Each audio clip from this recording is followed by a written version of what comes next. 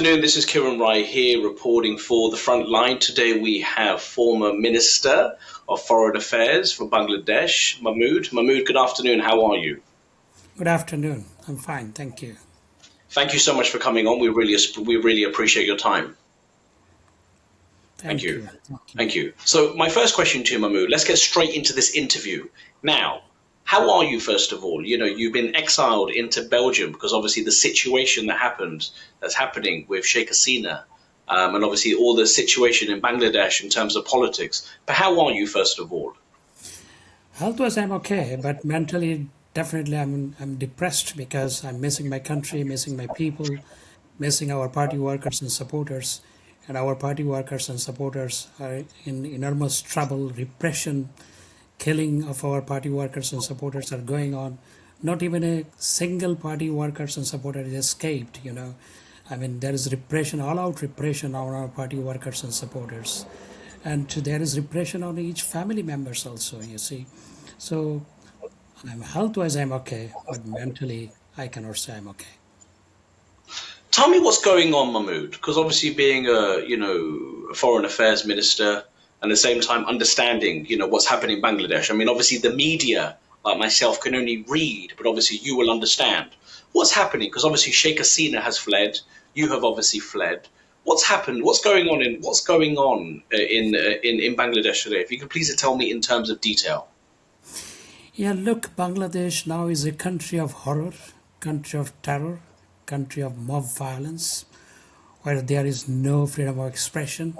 There is highest order of repression on the media, on the political opponents, and repression on the journalist community. So Bangladesh is a country is in complete disarray now. You see, Bangladesh now is comparable with the country like Afghanistan or some failed state in Africa. Bangladesh is comparable with those countries now. Bangladesh used to be a nice country, and Sheikh Hasina, under her able leadership, she elevated Bangladesh from least developed country to middle income country. And in Bangladesh used to be 46th economy of the world, and she elevated Bangladesh into up to 31st economy of the world. And the per capita income of Bangladesh in 2006-7 was 540 US dollar, what she brought to almost 3,000 US dollar. And poverty, I mean, below poverty line, the percentage of below poverty line was 41%, and she decreased it up to 18.5%, and extreme poverty up to 5%. And now in Bangladesh, you see, it's a country of horror, terror, misrule, and everything, whatever you say. I don't find other words, you see. So Bangladesh is a country of complete in disarray actually now. And in Bangladesh, everybody is feeling and telling that they are better in the past. And in Bangladesh, over the last two years' time, the poverty rate has been increased. According to different credible organizations estimate, poverty rate has been increased by 10%, from 18 to 28% it has been increased to. So really, I mean, this is really horrible situation in Bangladesh is going on. When you said Mahmood, and when I heard you say Bangladesh has become horror, in terms of detail, what do you mean by that? Obviously, in the perspective of obviously the political aspect when it comes to Sheikh Hasina, and obviously, I know that she's planning. Well, hopefully, I mean, I don't know. Sorry, I shouldn't say that. Not hopefully, but in December, she said that she's planning to go back into Bangladesh in December. I mean, do you support that, Mahmood? Her going back to in December, despite her risk of either being jailed or killed. I definitely support. First, let me detail the how the country is country of horror. Have you seen in the world over the last one decade, anywhere in the world, a innocent person is beaten to death and his body is burnt again? In Bangladesh, that is going on. In Bangladesh, eh, thousands of people have been beaten to death, and then their dead body was hanged from electric pole or foot over bridge or from a branch of a tree. This is going on. This horror scene we have seen 2 decades ago in Afghanistan, 1.5 decade ago in Afghanistan. Now, nowhere in the world this is taking place. In a civilized society, you see, if a dog is beaten to death, if an animal, innocent animal, is tortured, then people oppose. You see, but in Bangladesh, when an innocent person is beaten to death and his body is hanged from a branch of a tree and to put fire on that dead body, then hundreds of people take videos. This is Bangladesh. This we see in the horror movie, you see, not in the reality, but this is now the reality in Bangladesh. And you see, in Bangladesh now, our party workers, there are more than 200,000 cases, a number of accused more than 6 million. And myself, is accused in more than 250 cases. You see, I was a foreign minister, and I had to go to different countries in July and August 2024. I had to go to different countries in Europe, in other parts of the world. And when I went back to Bangladesh on 3rd August in the evening at 7 o'clock. But I have been implicated in many cases that incidents took place when I was in abroad. The same for many other party workers and supporters, you see. And in Bangladesh, when an accused in false cases, when an accused, police goes to arrest the accused. If police does not get him, they arrest his father or his brother or even his mother, you see. I have seen in the newspaper, in the social media, there is highest level of suppression on the media. So media cannot publish everything. But in the social media, you cannot control the social media. So in the social media, many things come out, you see. So I have seen in the social media that a lady worker of our party was arrested along with his 9-year-old boy, you see. And so this is a country, this is going on. So thereby this is a country of horror and terror now, you see. And you asked whether I support Sheikh Hasina. Yeah, definitely I do support. And we are also willing to go along with her to Bangladesh, because Bangladesh is her country. And Bangladesh was liberated by father of the nation, Bangabandhu Sheikh Mujibur Rahman, who is her father. And she served the country for more than about 21 years as prime minister. And she served the country for 4 consecutive terms and 1 term before. So for almost 21 years, she served the country as prime minister. And she served the country as leader of the opposition in the parliament for 3 times. This is her country. And she has declared that she would go and would surrender before the court. This is her right, you see. So I do support, definitely. And she has also asked us, we are also, joining, we shall also join with her, definitely. This is our... I understand, and I understand, Mahmood. I understand. But my question now is, obviously on the front line we cannot be biased, and obviously at the same time we have to ask questions in terms of not just responsibility, but in terms of unbiased. Now, in your opinion, despite obviously having a close relationship with Sheikh Hasina, when we spoke to a couple of Bangladeshi public citizens just a couple of days ago, we just asked them, what's your thoughts on the Sheikh Hasina situation? Do you think, in your opinion, despite obviously her leaving the country, it shows some sort of worry that there could be a situation that could lead to her arrest? Because at the end of the day, yes, at the same time as you stated, it is her country, and she has a right to return back to her country. But also at the same time, if she didn't do anything, why did she leave? That's the question. So if she goes to Bangladesh, that is your question. What would be the scenario? Yeah. So what I'm saying is, obviously in terms of her going to Bangladesh, is there's obviously a risk, but people are going to say, well, people are going to have their own judgment, which they are entitled to their opinion. Everyone's entitled, but they're going to say, well, if she didn't do anything wrong, why did she leave in the first place? Oh, she left because, you see, she left the country because in Bangladesh, what is going on, you understand, in July and August 2024. And she declared that I mean, she would not remain in the power because the vandalism was going on, the state properties were being burnt, and many important installations were attacked by the vandalizers, by the hooligans, by the so-called agitators. And so to salvage the country from that situation, she, I mean, intended to resign, but she could not. She could not resign. Maybe you have seen, or maybe you have heard or not heard.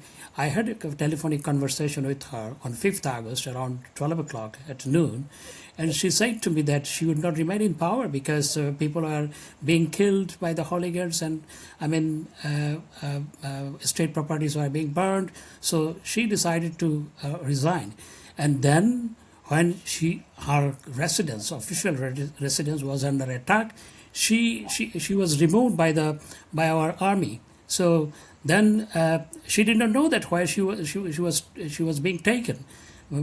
Suddenly she knew that she was being taken to India.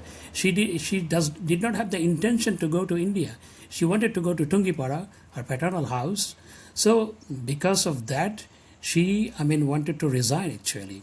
So now, if she returns to Bangladesh, as she has declared, she has declared openly that she would surrender before the court, the kangaroo court that has unjustifiedly, I mean, through a mockery trial, has convicted her. She would, I mean, surrender before the court.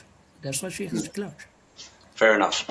Tell me about the student protests. Obviously, as you know, this is majority, most of the situations have been in terms of the student protests. When you heard about the student protests before it happened, what was your thoughts on that? Look, at the beginning, it was completely a student protest for quota reform. You see, there was a student protest for the same reason back in 2018. And at the time, I mean, fulfilling the demand of the students, our government, headed by Prime Minister Sheikh Hasina, she abolished the quota system. And government did not bring back the quota system. It was a high court ruling. Some freedom fighters went to the high court and gave a petition to reintroduce the quota system. So high court gave a ruling on the government to reintroduce the quota system, which was abolished back in 2018. So then the students started protests. So at the beginning, it was completely a student protest actually. And later on, political elements and anti-liberation forces, anti-Awami League forces, anti-state forces joined in. And it was, I mean, when they joined in, then government at the beginning, definitely we had some mistake. At the beginning, we just omit, you see, I mean, let them protest because they have the right to protest. And government pleaded before the court in favor of the students. And finally, court gave the verdict in favor of the students. But by this time, already the political elements, different political parties, BNP, Jamaat, and other political parties, ultra-radical Islamic forces, they joined in, and the students' protest, the students' agitation was hijacked by them. You see, then it became a political protest actually at the time. And then, you see, it was meticulously designed. The Dr. Yunus, who led the interim government for 1.5 years, he went to New York in September 2024. In a meeting with the Democratic Party, he said openly in his speech, the agitation was meticulously designed. And he introduced one guy that he is the mastermind, he is one of the key element of this meticulous design. And he was made later his advisor to his government.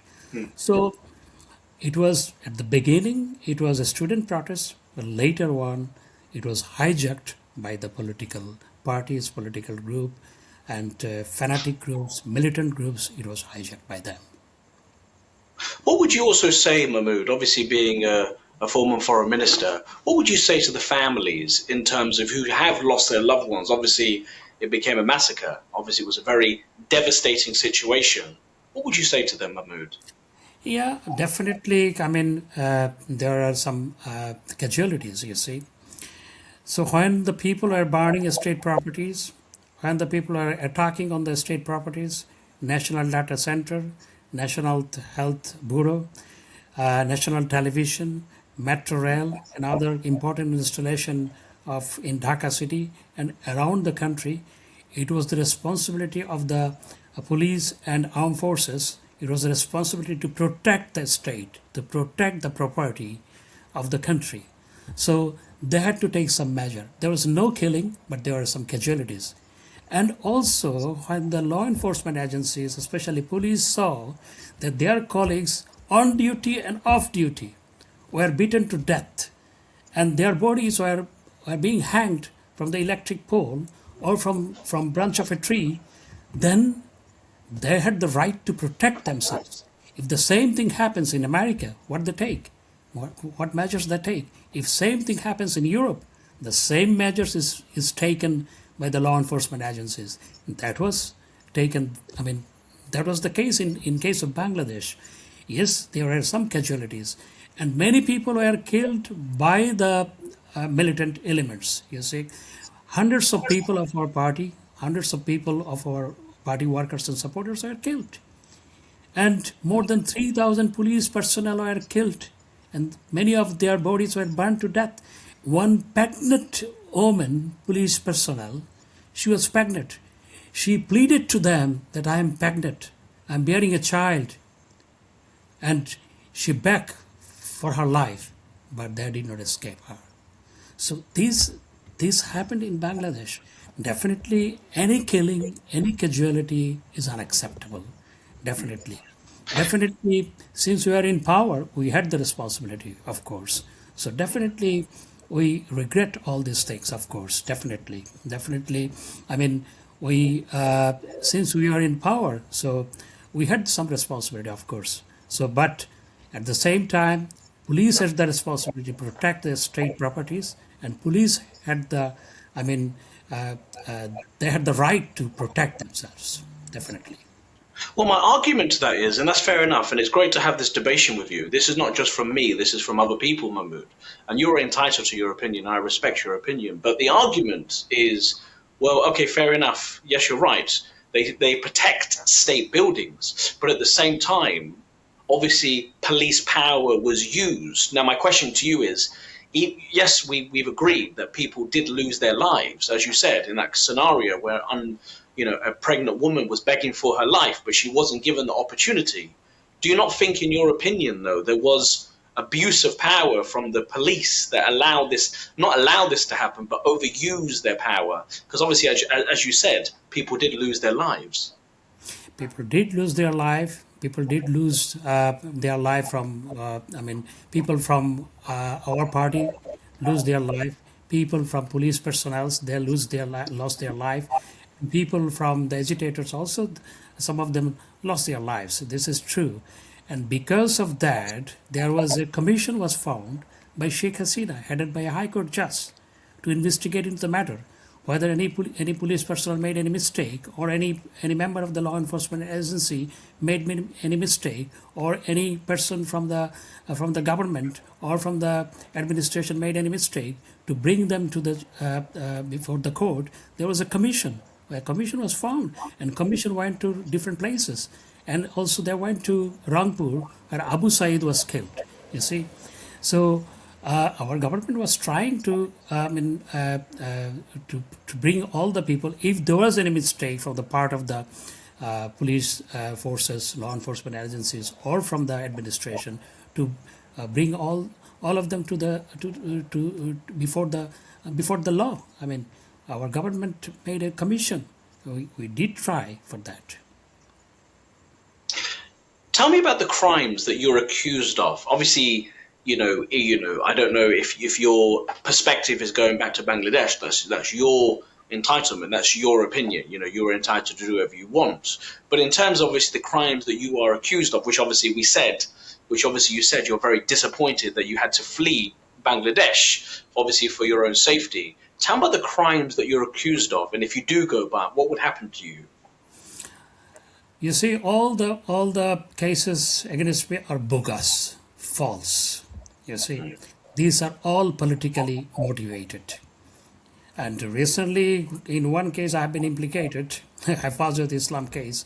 These are all bogus, you see. So I was never involved in such kind of things, the charges that had been brought against me. The same for others also, you see. The same for others also. So, I mean, all these are politically motivated. And these are political trial is going on in the court, especially in the ICC court. Do you miss Bangladesh?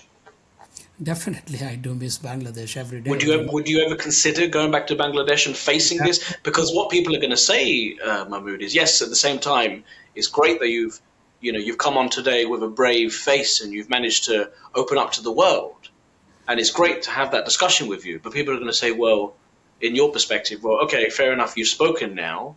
Are you willing to go back to face this?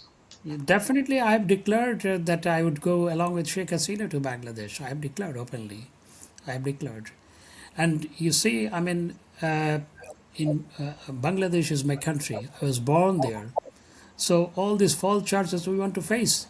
But it has to be ensured that the court would function without any pressure from the government, you see. But that is not the case in Bangladesh, you see, what is going on in Bangladesh.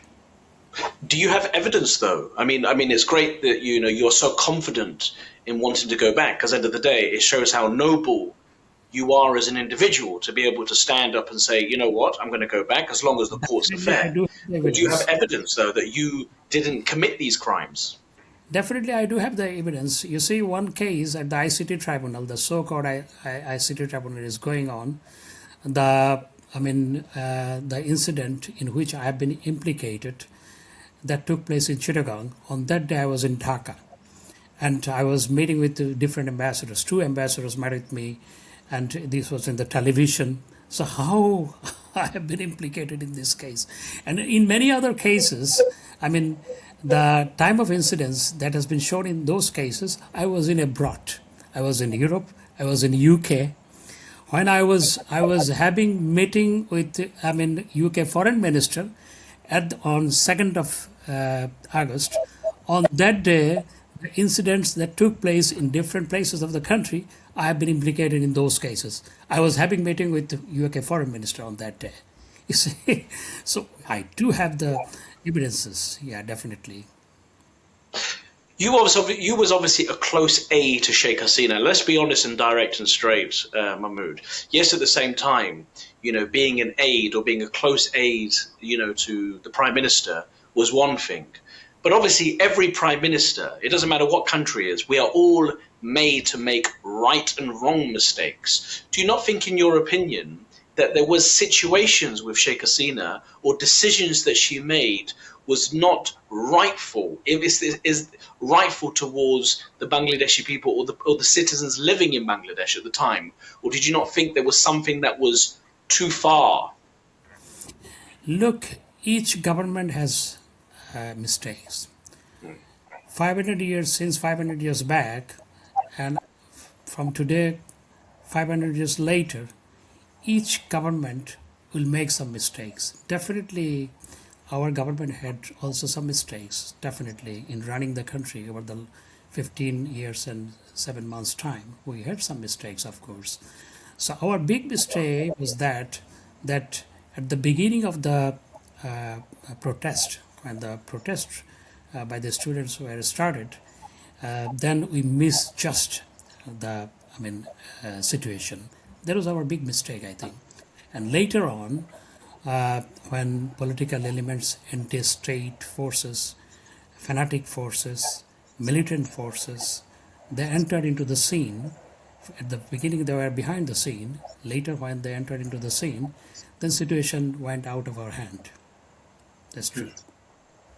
Tell me about regrets. And I'm not asking you to incriminate yourself. That's something I'm not asking you to do. Believe me. End of the day, that's up to the court to decide if you decide to go back to Bangladesh. So that's something I do not want you to do.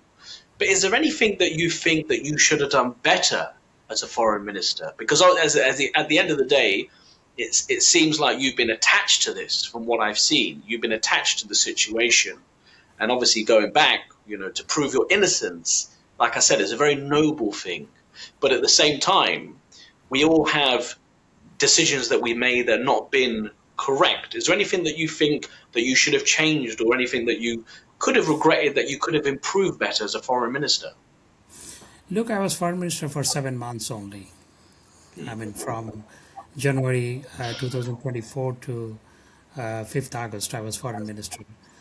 Yeah, as foreign minister during July and August, I mean, if you talk about this situation, I was mostly in abroad.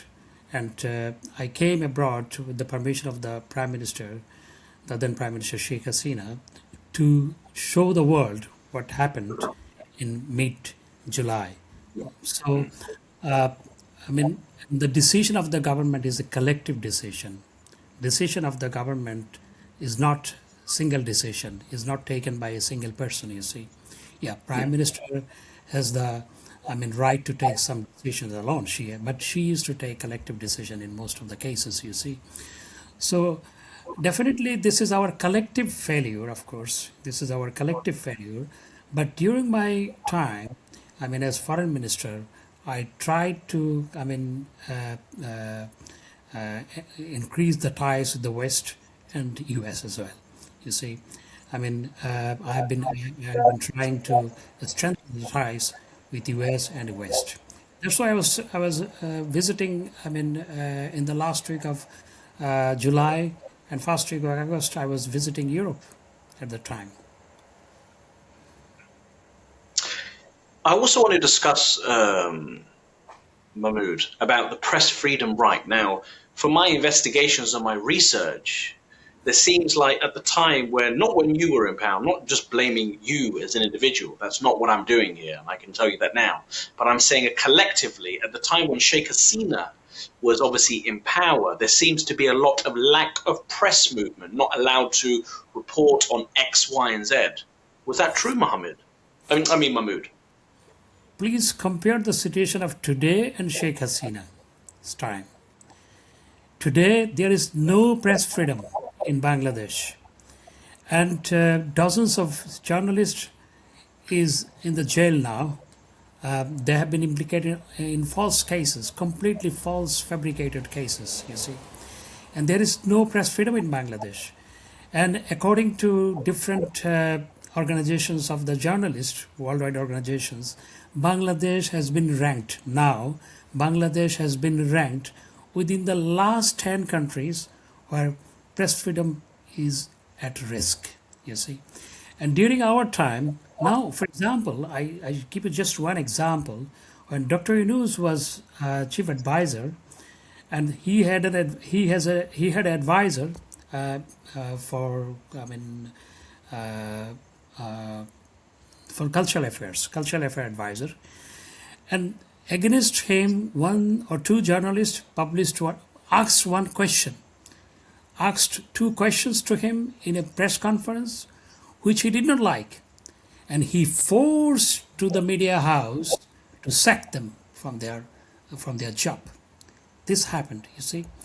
And during Sheikh Hasina's time, there were a report against me. I was before foreign minister. I served the country as information minister for 5 years, and when I was information minister, and under information minister, press and everything is under information minister, there were many reports against me in the newspapers, even in the television. You see, we did not suppress the press. You see, and uh, also against Sheikh Hasina and our government on regular basis.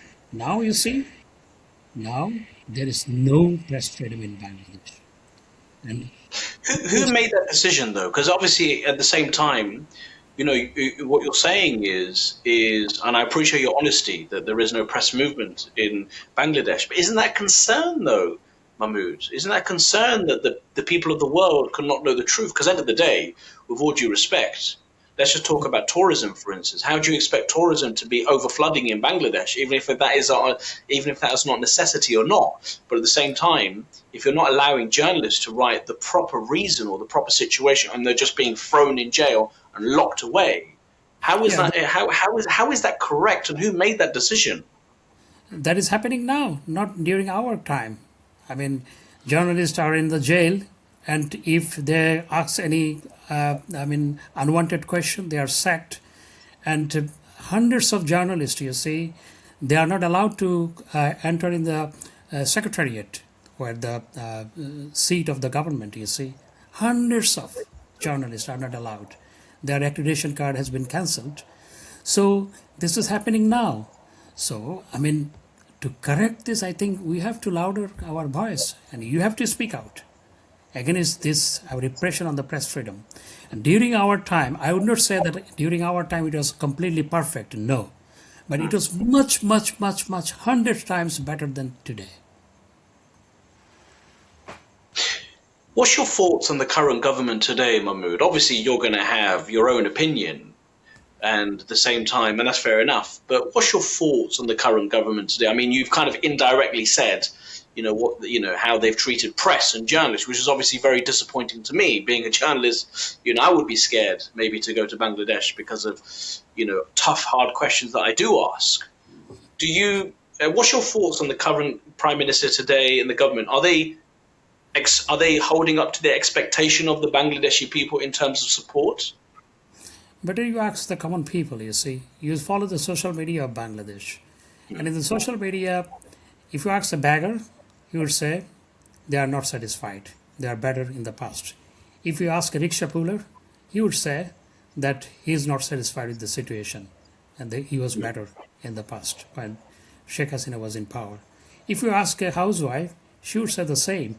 If you ask a journalist, definitely he would say the same. If you ask a student, he would say the same. And the students who supported the movement back in 2024, July and August, they are saying openly before the press and in the social media, they are betrayed. You see? So, there are many mistakes, what I shall say, you see. So one of the major mistakes this government is doing, that is, for example, for the killing of more than 3,000 police personnel and the killing of hundreds of our party workers and supporters between in July and August 2024, these atrocities were given indemnity. And this government in the parliament, that indemnity ordinance has passed by giving legitimacy to that indemnity. So nobody can question for these killings of police personnel. The police woman who begged for his life. So nobody can file any case in any court or in any police stations for these atrocities. And also, hundreds of our party workers and supporters were killed at that time, afterward, and before also. So all these have been given indemnity by this government. Initially, it was given by Dr. Inu's government, and this government in the parliament, they have passed the law. So they have given the legitimacy to that indemnity ordinance. And also, you see, Awami League is the party that led our independence movement, that led the independence war. During our independence war, there was a government, where a government was formed. In that government, Bangabandhu Sheikh Mujibur Rahman was the president, and Sayyid Nazrul Islam was the vice president. In the absence of Sheikh Mujibur Rahman, Bangabandhu Sheikh Mujibur Rahman, he served as acting president, and Tajuddin Ahmed was the prime minister. And that government led our independence war. That government found sector commands. Janalji and others were employed as sector commanders, you see. So Awami League government, Awami League as a party led the independence movement of Bangladesh. Awami League as a party during our independence war led the independence war. And Awami League is the party that has served Bangladesh after our independence over the last 55 years' time, almost 25 years. And Awami League has been enjoying constantly good support of the country. Awami League's support never went below 30%. Even in 1979, when our founding father, after the killing of our founding father, Bangabandhu Sheikh Mujibur Rahman, along with his family members, after that there was a parliamentary election in 1979. In that election also, Awami League secured around 33% vote. And over the last 25 years' time, Awami League support never went below 40%. Sometimes it was more than 50%. And according to the Reuters survey that was carried out before the election in February, I mean in the last year, at the end of last year, according to them, 50% or more percentage of people support Awami League now. You see. And the approval rate of Sheikh Hasina is 85%, 85 to 90%. And the party that has led the independence war, the party that served the country for many, many years, about 25 years time. So that party's activities was banned by Dr. Yunus government, and this government has continued. They have passed the ordinance as a bill, as a law in the parliament. This is another mistake they are committing.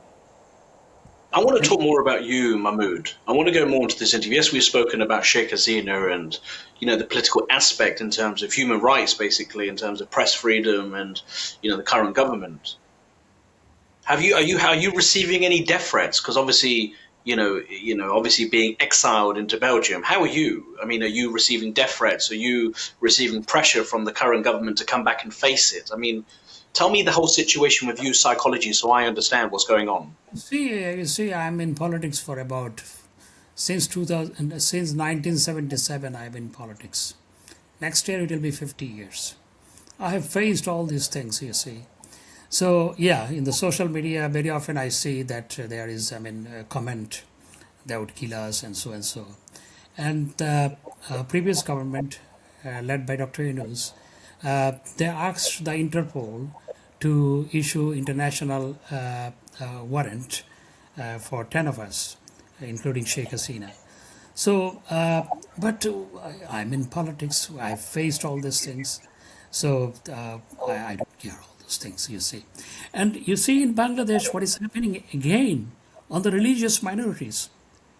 Religious minority community are under tremendous horrific suppression, and hundreds of religious minorities have been killed, attacked. Thousands of their houses have been burned, and religious minorities, mainly in Bangladesh, Hindus around 10%, then Christian and Buddhist. So their houses are burned, and their properties are looted, and many of them have been killed over the last 2 years' time. And many of the Hindu priests are in prison. Chinmoy Prabhu is a famous Hindu priest or Hindu religious leader. He was put in jail by Dr. Yunus government, and he has not been granted bail. Even after 6 months, of this government, he has not been granted bail. So there is serious repression, suppression on the religious minorities is going on. Because, why? Because religious minorities traditionally support Awami League because of its secular character. This is their offense, nothing else. Mahmoud, in terms of you going back, and I want to go back a bit more in terms of you going back to Bangladesh, are you prepared that there could be a potential of being arrested for life? And also at the same time, obviously, as you said, arbitrary, jail time. People are just there's no bail, there's no coming out of the system. Once you're in, you're dug in the hole for life. Are you prepared for that? And are you prepared? There could be a possibility if as you said, in humane conditions. It's going to be quite worrying for you. Are you prepared for that since you got out? I do know, I do understand that these consequences might take place. I do understand that. I know that. Are you prepared? Are you prepared for that though, Mahmoud? To go back to Bangladesh knowing that human rights are not there, and at the same time that's going to be a very serious situation for you when you turn. Are you prepared mentally for that though? I've prepared myself mentally, and I have spoken to my family as well. You see, so Sheikh Hasina, our leader, has declared she would go. We shall go along with her, inshallah. Do you want to return back into politics? Just imagine, for instance, you get found not guilty. Is that your I'm agenda to return back into politics as a foreign minister in the future? I'm in politics. Always in politics. You see, why should I leave the politics?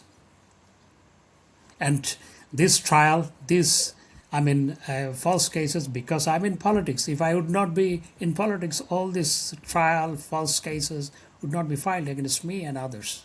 You see, we are in politics.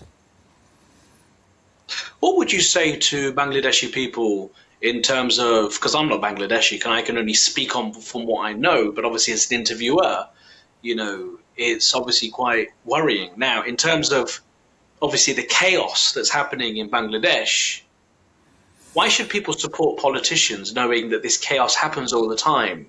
Well, not all the time, but it's been happening recently, and there's a lot of things going back and forth. Where's the support and the confidence for the people to support politicians like not just you, but other people? Why should they support if there's no human rights going on in Bangladesh at the moment? Yeah, there is serious, violation of human rights in Bangladesh, serious violation of fundamental rights in Bangladesh. There are many fundamental rights people cannot exercise. For example, more than 50% people support Awami League, but they cannot speak on behalf of Awami League. This is also suppression of fundamental rights.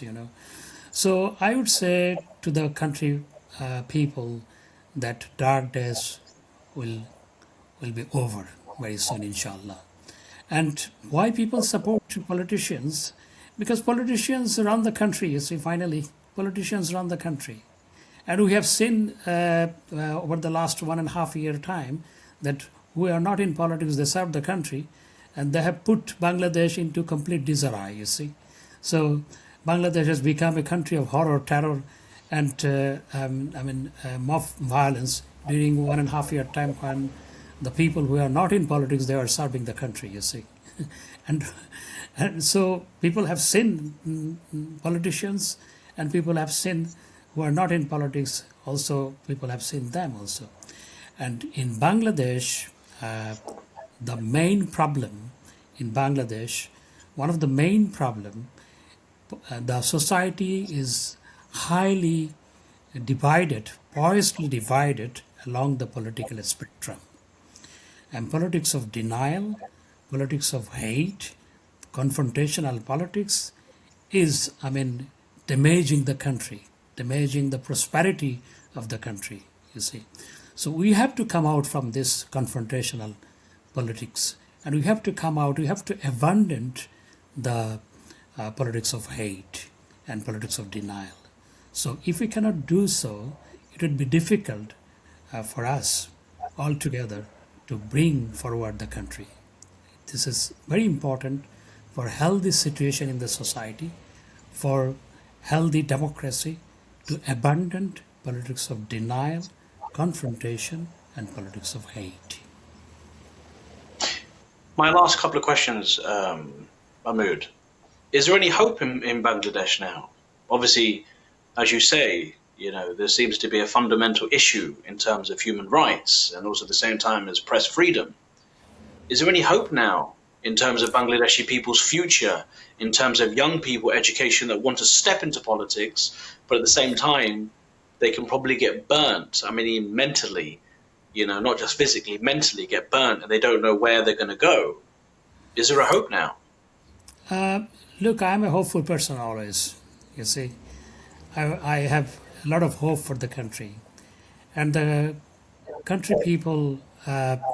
Most of them have not make any mistake. You see, so this is the mistake or misdeed done by the people who have run the country or who are running the society. So normal common people that don't have any mistake, they have not done any mistake. So I do have hope for the people of the country, for the common people of the country, definitely.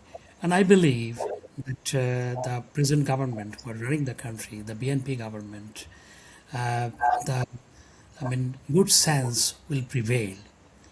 Over the evil senses, you see, and they will protect the human rights, they will protect the civil rights, and they will lift ban on Awami League as well. I also want to ask one more question, very direct question. When you realized you had to escape Bangladesh, and you realized there was no hope for you because the charges and the cases were growing and growing and growing, No, was you worried about that? I had life threat actually. That's why I had to escape Bangladesh. Not because of the cases, no, because of the life threat.